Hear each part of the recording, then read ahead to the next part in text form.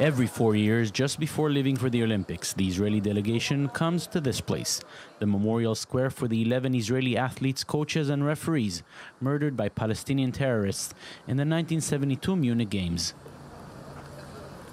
Young people, just like these, set off for those games 44 years ago but never came back. And for the Israeli Olympic Committee, it is extremely important to make sure the Munich events and those murdered there are never forgotten. This is our tradition. Whenever we go to the games, the first station that we stop is here to remember us and, of course, the athletes, what happened in '72.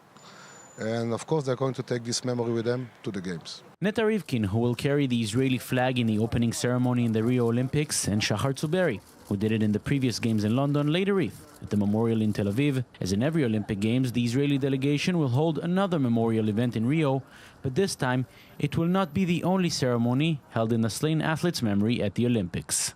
It's going to be for the first time that we are going to remember together. It is not going to be just an Israeli event, it's going to be an international event where everybody is going to remember what happened in '72 in Munich.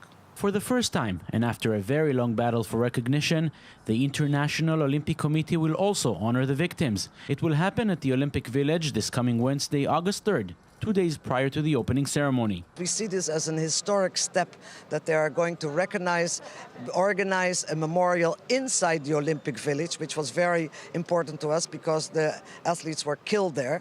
And they are members of the Olympic family, and as such, they should be remembered. And finally, it's going to happen. So it took a long time, but we knew that we were not going to give up until justice would have been done to our loved ones. 44 years have gone by since one of the darkest days in the history of the Olympic movement, an event we should all hope will never happen again.